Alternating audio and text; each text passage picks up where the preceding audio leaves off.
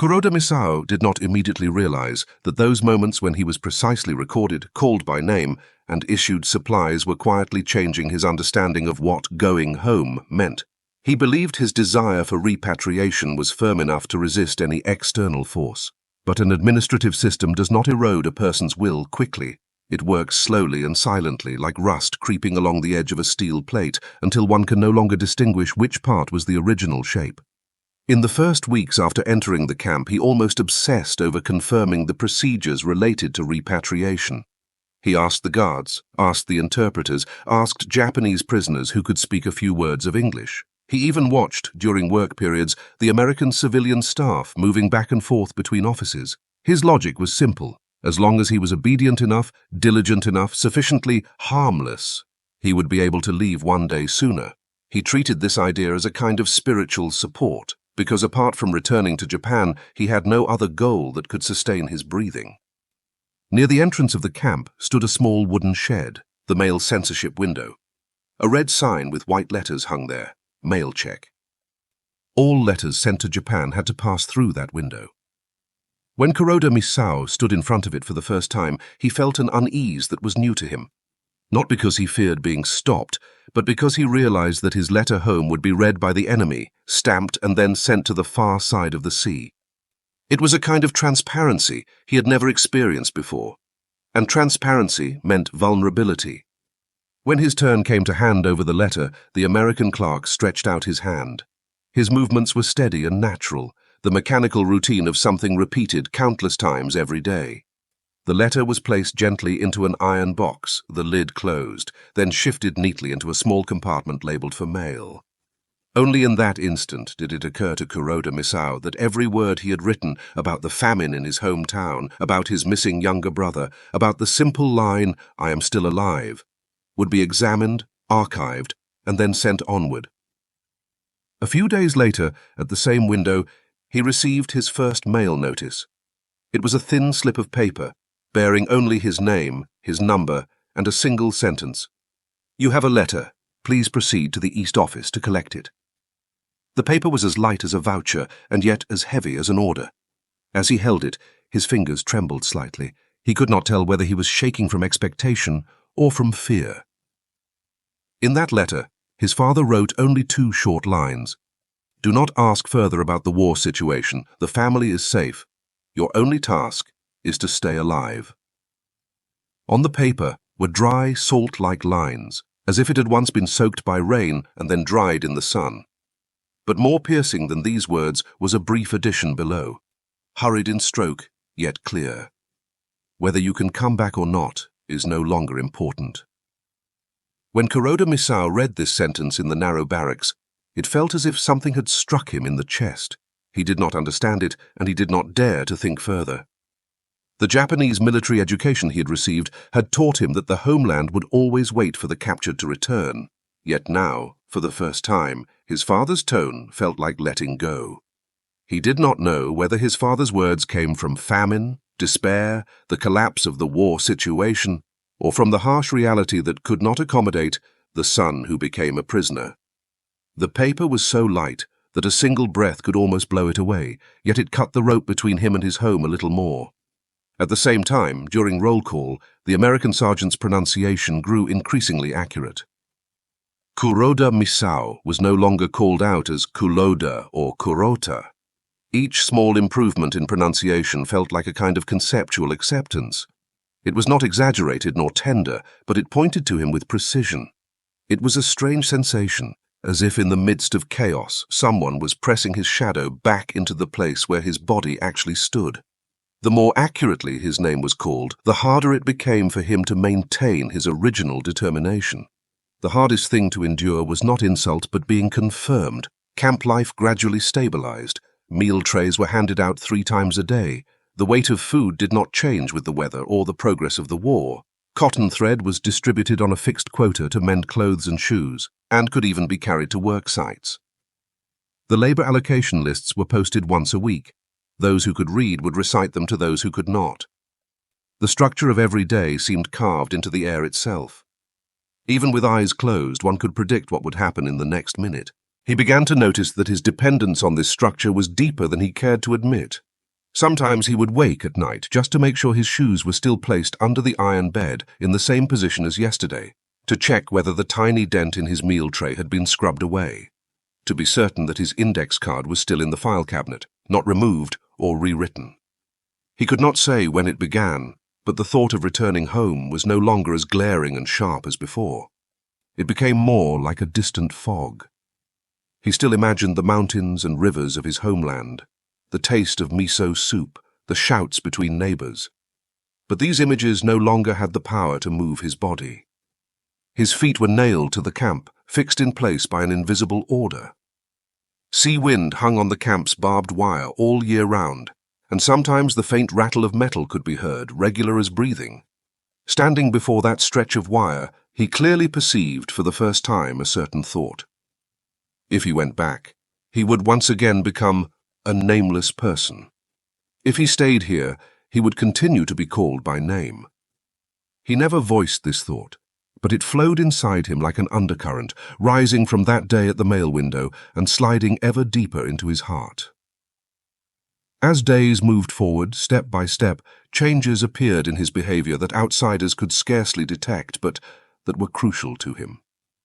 He still told others that he wanted to go home, still nodded, sighed, and echoed statements like, "It would be best if repatriation came soon," when they discussed the war situation. Yet the first thing he did every morning upon waking was no longer to count how many days were left before going back, but to confirm whether the camp's order remained intact, whether roll call had been delayed, whether meals were served on time, whether the labor allocation list had been posted. Any delay in these procedures gave rise in him to a small but sharp unease. He never spoke of it, but his body was more honest than his mouth. He began to arrive early at the assembly point to line up even before dawn.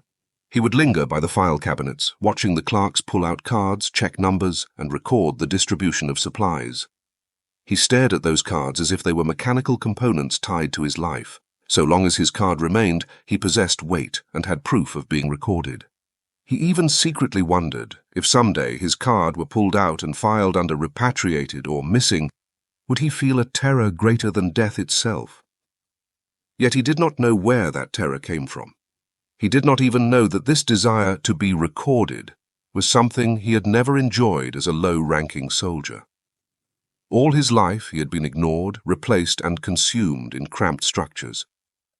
His existence had never been fully written down by anyone.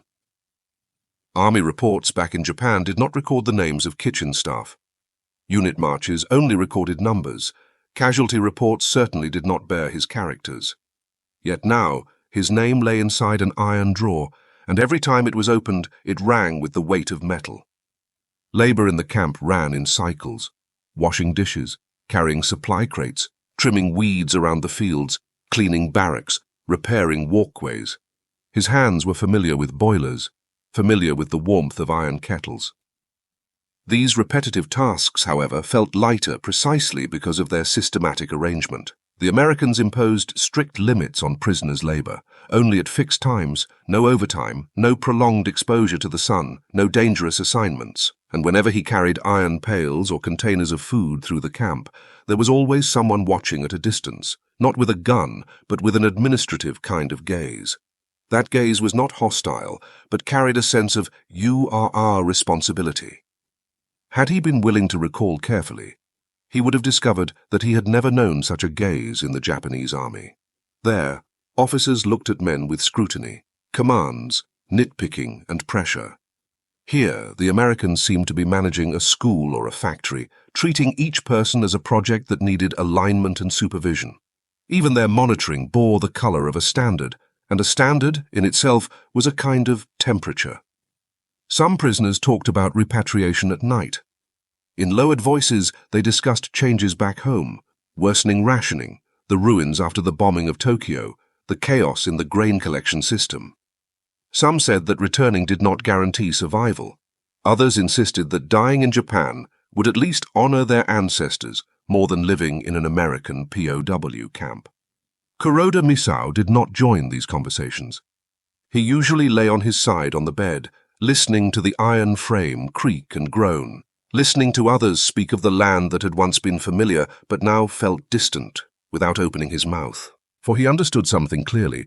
Those who were fighting desperately to go back were no longer the same kind of people as he was. He first realized this after a day of labor, when an American sergeant loudly called out names to distribute cotton thread rolls and repair kits. At the moment Kuroda Misao rang out, he instinctively straightened his body, as if pulled upright by some force. The sergeant lifted his eyes and looked at him for a second, then placed the repair kit in his palm. The weight of that small item was so light that it barely felt like an object. It felt more like confirmation of his existence. A person who's been ignored for a long time finds it almost unbearable simply to be called by name. Not long after, the crucial turning point quietly drew near. One afternoon, a new list appeared at the mail censorship window. On red paper in black letters was written, "New arrival, 2 letters." His name was on it. His heartbeat quickened. He even felt his feet go unsteady. The letter was from Japan, but the handwriting was no longer his father's. It belonged to a neighbor. The opening line hit like cold water. "The Kuroda family's land has been confiscated." He froze. He read on. "Your father is gravely ill. Even if you come back, there is no house to live in, no fields to farm. People in the village say, since you are a prisoner, it might be better for you to stay there. If you return, it will be harder." The paper was weightless, yet fell on his chest like a stone. In that moment, he understood the true weight of his father's earlier words. "You do not need to come back." It was not a gesture of release. It was that reality could no longer make room for a failed man's son. That day he went back to the barracks and sat on the iron bed for a long time, listening to the wind blow over the barbed wire outside. He imagined the old wooden door of his house, perhaps already torn down for firewood. He imagined the neighbors' eyes when they spoke of him. What could a man who had been captured do if he returned? He could not increase the grain by a single sack, could not add another pair of working hands. He might only make the entire household more awkward. These imaginings made his chest ache, but oddly, he did not collapse. He simply sat there quietly, as if waiting for an invisible landing.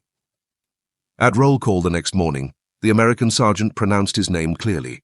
This time, the pronunciation was so precise it felt like an act of responsibility toward reality. He lifted his head and briefly met the sergeant's gaze. There was no warmth, no hostility, but within it lay something he had never been granted in the Japanese army. He was treated as a complete person, not as a disposable gear. This instant was like a crack, tearing open his old way of classifying himself. For the first time he realized he was no longer someone who would go home. He had become someone who was recorded. It was a fact he could not acknowledge, yet could no longer deny.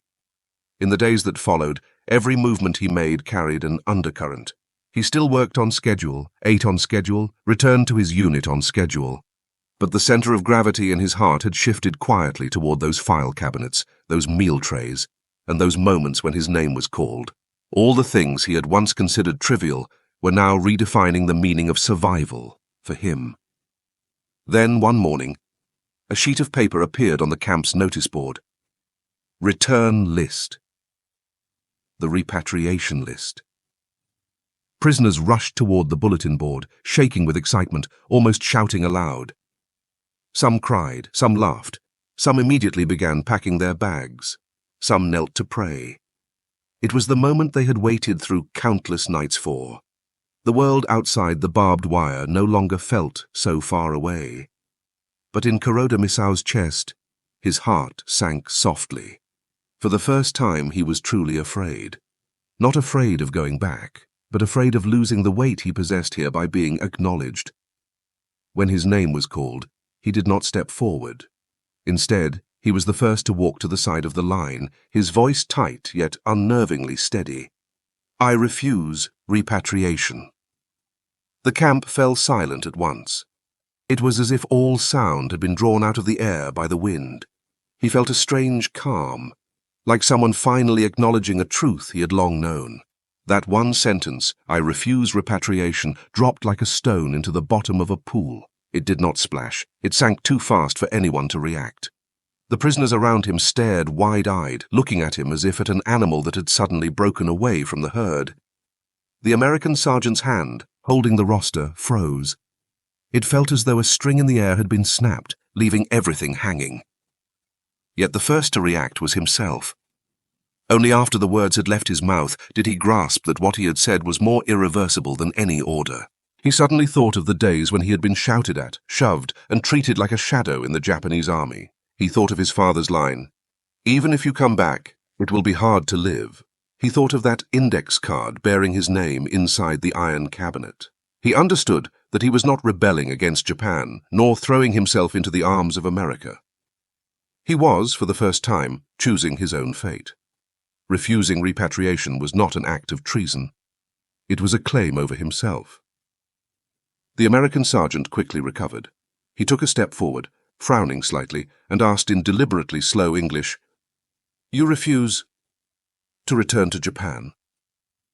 Kuroda Misao did not lower his head. "Yes." In that moment, even the sound of breathing around him turned sharp. The expressions of the Japanese prisoners shifted from shock to anger, and then to a kind of indescribable dread. In their eyes, refusing to go home was like severing one's bloodline. The American sergeant's gaze, however, was different. He showed no anger, but rather a drive to check, confirm, and record. To him, this was neither revolt nor betrayal. It was a decision that needed to be documented. He summoned an interpreter, a clerk, and a recorder. The three of them stood around Kuroda as if verifying some anomaly in the administrative process. On the clipboard, the clerk wrote, "Kuroda Misao, refusal of repatriation, pending review." Those lines of text were like a stone tablet, nailing his future onto paper. When the recorder raised the board for him to confirm the spelling of his name, he saw it written neatly and firmly.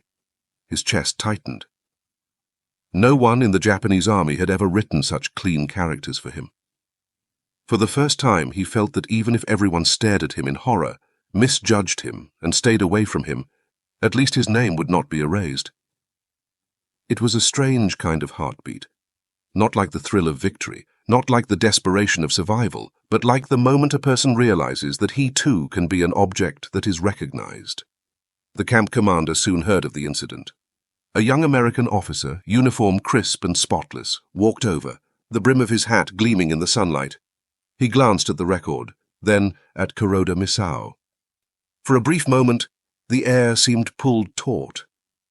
The officer questioned him in an unhurried voice. "Why do you refuse?" Kuroda could not answer at once. His mind flashed through countless fragments. The sky of flames on the day of his capture, the future torn apart in his father's letter, his name recorded in the iron cabinet, the single, perfectly pronounced call at roll. He did not know which of these could be translated, which could be understood by the world. But in the end, he uttered only 4 words. "I have no home." The interpreter froze for a second, then conveyed the words. The officer listened and grew quiet for a brief moment. He did not immediately offer sympathy, nor did he pass judgment. He merely nodded slightly and said a single, almost neutral word. Understood.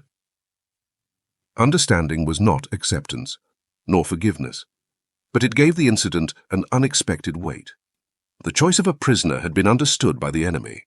At once, a flurry of whispers rose among the Japanese prisoners, a tangle of fear, anger, and shame too complex to name.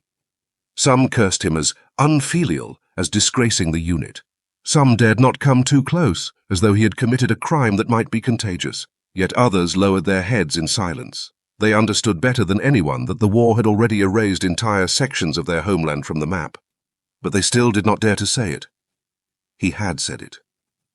The commander ordered that he be taken to the administrative office for further registration. As he walked along the camp road, the sunlight fell on the barbed wire fence, and its shadow spread across the ground like a grid. Stepping over those shadows, he suddenly sensed that he was more sharply defined than the shadows themselves. It was a harsh but steady sense of solidity. Inside the office stood 3 massive steel file cabinets. Their drawers, arranged compartment by compartment, formed a wall made of names. Each prisoner's fate was pinned there on a single index card. The clerk pulled out his card and, in the repatriation status column, crossed out the original word scheduled, then wrote refused. The handwriting was clean and resolute, without hesitation. As the pen stroke fell, he felt a strange lightness. For the first time, he had become the annotator of his own fate, not merely the endpoint of other people's orders. Just as the clerk was about to push the card back into the drawer, he made a small movement that tightened Kuroda's chest. The clerk looked up at him, then gently tapped the card to align it neatly with the stack. It was a trivial gesture, yet it seemed to say, "Your place here will not loosen because of your decision." He was almost struck by that gesture. For a person who has never been placed securely anywhere, any gentle act of alignment feels like a caress from destiny. When he was led out of the office, the wind outside brushed his face, and he suddenly understood that he had just crossed the only true threshold of his life. Not from freedom into captivity, not from Japan into America, but from living passively to choosing actively. The news of his refusal spread quickly through the camp, and its impact was far greater than he had imagined. Many prisoners no longer dared talk to him. Some avoided him, others muttered curses when he passed by. But a few quiet men would, in the depth of night, ask him in very low voices, "Do you truly have nowhere to return to?" Looking at their equally thin and exhausted faces, he realized for the first time that he was not the only one who had lost a place of return. He was merely the only one who had admitted it. At night, the barbed wire trembled softly in the wind.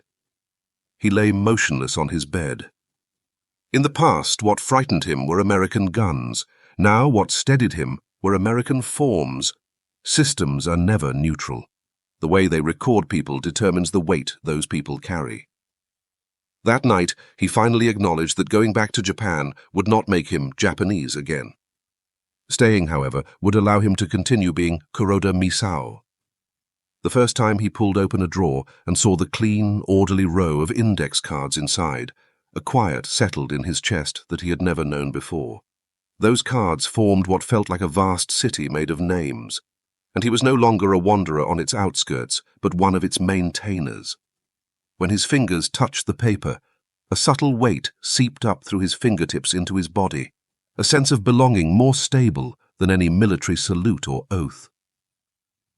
He gradually grasped the logic of these drawers, names arranged alphabetically, supplier records layered by date, separate zones marked for different statuses. Each card was a miniature of a human life, and every act of removing, replacing, or revising it was an update of that miniature. For the first time, he knew he was participating in a structure more enduring than war, a structure capable of carrying memory, choice, and future. In the weeks that followed, he was assigned more administrative tasks, helping to count the number of prisoners available for daily labor, organizing hygiene supplies, checking the distribution of rations. Each process followed a strict schedule and standardized steps, and his position within those steps was stable to the point of regularity. Life, therefore, became like a clearly laid track on which he could plant his feet. As repatriated prisoners gradually left, the noise in the camp dwindled. Those who had once waited anxiously at the fences for release were gone. Only a small number remained, prisoners in review or in transitional status. His figure moved quietly among the now emptier barracks, but he did not feel alone. For the first time, his life did not rely on the collective, nor was it pulled by a superior's orders. It had its own thread, its own steady repetitions, its own logic and rhythm. This stability sometimes woke him suddenly in the night. He would stare up at the beams, watch the darkness pile between the planks, and listen to the faint trembling of the barbed wire in the wind. That sound was like a distant call, reminding him that the world beyond remained chaotic, while he was enclosed in an unusually stable pocket. This stability was not a shackle, but a large hand holding him back from the edge of a chasm. One day, a batch of new intelligence arrived at the camp office, bearing news from areas near his hometown. While archiving the documents, he saw a few lines about famine, fires, post-war disorder, and land redistribution. He noticed that the area where his old home had been was marked as structural disappearance, meaning the houses and fields there could no longer be restored and were not included in any post-war reconstruction plans. In that moment, he understood that going back no longer pointed to a real, tangible place, but had become a word suspended in mid-air. He stood a long time in the office until the metal surface of the file cabinets slowly brightened in the sunlight. He realized then he had refused repatriation, not because life here was better, but because there was no there left. A person without a place to return to will settle where he is first confirmed. After the review process ended, he was permitted to remain as a long-term laborer. Within the framework of prisoner of war law, this meant that he was no longer viewed as someone about to be released, but as retained personnel, maintaining a vague yet stable existence within the post-war administrative system. This existence was neither freedom nor captivity, but a transitional identity granted by procedure. He accepted this identity. His acceptance was not surrender, but a rare act of self-definition. In the years that followed, his work grew more meticulous. He managed the inventory of meal trays, recording the dents and wear on each aluminum dish. He oversaw the distribution of cotton thread, those fine strands like lives torn by war that needed to be spliced back together. He also delivered the mail notices, placing each thin slip into the proper hands. Once, those pieces of paper had been the source of his fear and pain. Now, he passed them on with the care of someone handling fate. Gradually, he became one of the few people in the camp who could be named directly as responsible for certain tasks. His name appeared on daily schedules, written in neat letters on the same line as those of officers, clerks, and interpreters. It was the first time in his life that he was written into a structure not as an auxiliary. These changes carried no stirring rhetoric, no celebratory meaning. They unfolded quietly, yet governed his breathing. One evening, the camp commander issued a new administrative directive. The POW camp would be fully disbanded in a few months. Some prisoners would be handed over to civilian labor systems. Others would be repatriated, and a small number would have their service extended according to need. The news spread through the camp as he was reordering a stack of index cards. Wind swept through the window and lifted the top card slightly. He pressed it down with a motion so natural it was as if he were protecting something fragile yet important. Only then did he realize that in all these years he had never again pondered the word return. Not because he had forgotten it, but because the word had lost its place in reality. A word without a place becomes like air, harmless, but unable to bear weight. Outside the barbed wire, the setting sun fell on his back. Looking at the rows of file cabinets, he felt a thought rise in him that he had never voiced. What a person truly needs is not freedom, but to be seen. Standing in front of those cabinets, his fingers brushed lightly over his own index card. That card, more than any rank, any flag, any oath, told him with unwavering certainty. His name here had been written down, preserved, aligned, and acknowledged. The war had stripped away everything he once owned, yet, in the remaining space of the post-war system, it had left him a small patch of ground on which to stand. That ground was narrow and cold, but solid. And it was that solidity which allowed him, on the day he refused repatriation, to become, for the first time, the master of his own fate.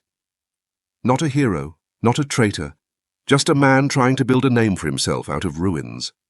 As the date of the camp's dissolution drew closer, the sound of wind on the barbed wire and the thud of file cabinet drawers opening and closing alternated to fill each day. The once crowded barracks grew sparse. The yard was so empty that the crunch of footsteps on gravel echoed clearly. Those about to be repatriated packed their suitcases, wooden chests, and canvas bags. Those slated for transfer to civilian labor systems queued for medical checks and final registration. Kuroda Misao's name appeared on a different list, neither repatriation nor labor transfer. There was only a brief note, retained for administrative assistance. Those 4 characters contained a strange condition.